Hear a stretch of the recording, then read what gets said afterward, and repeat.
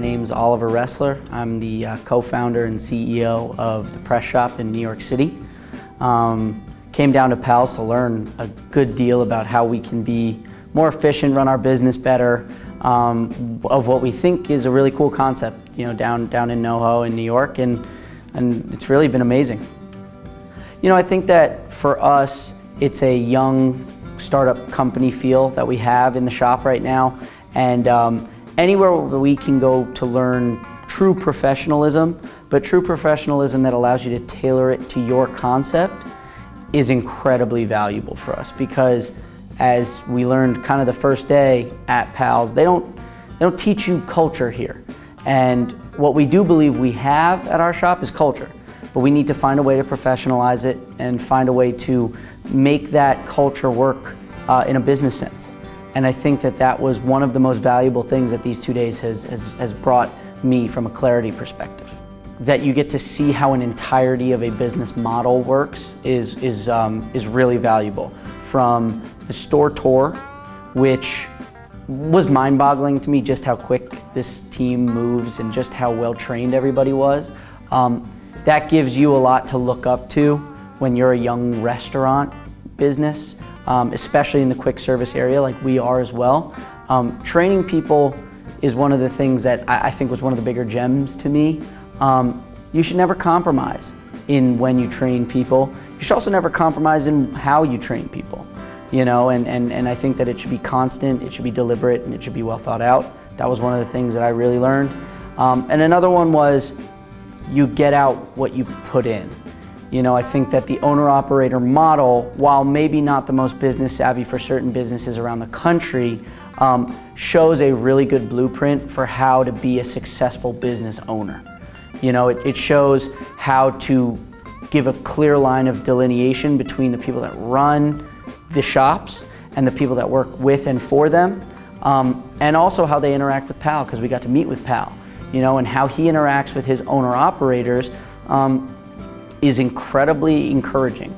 It shows you that all types of business models can work with enough conviction and with enough preparation, which, as a younger business owner myself, I think the preparation part is one of the things that I have to be, incredibly on top of within myself, which I guess leads to my next part of the leadership and wanting to take things upon yourself is not an easy thing to ask of yourself unless you've been told that or taught some form of framework to go about it.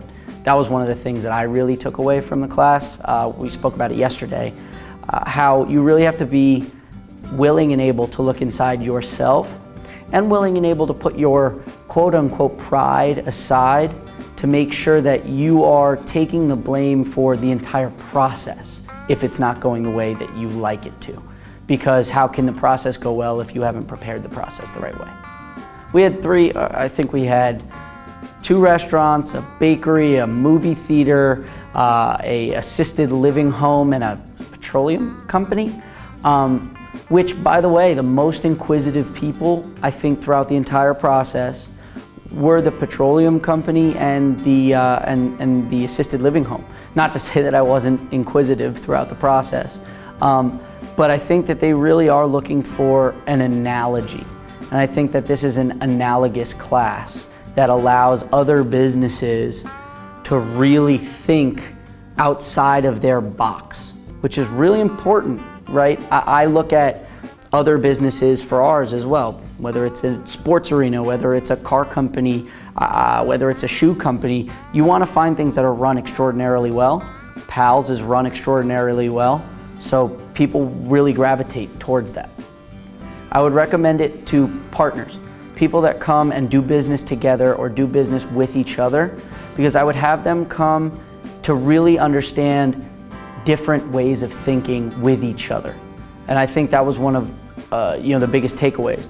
The way Tom and Pal both came to the conclusion of using the Malcolm Baldrige stuff and all of that was incredibly exciting for me, because it shows that partnership transcends age, it transcends all these kinds of things. It really is 2 people who really have a central goal in mind, and both of them, the kind of non-negotiables. They have to have the conviction to do it, which is why I would recommend it to anybody who brings their team or a member of their team with them, so that they can show that person just how convicted they are willing to be to get here. You know, you have to travel to get here sometimes if you're across the country, in New York, in California. Get here. You know, show that you have the conviction to get here. Go check out one of these stores that is incredibly remarkable. You know, you see the process and it's remarkable. So bring people that you want to show a remarkable, you know, way of doing business to. I would come back and I would want to continuously bring different members of the team. And I also know you guys do classes, you know, remotely for certain other members that you may not want to travel with. That class would be incredibly interesting to me if it was up in New York, if it was at another location in a different city, which I hope we have, and all that stuff. You know, I think that that's 100% what we would want to do. Eye-opening, incredibly eye-opening.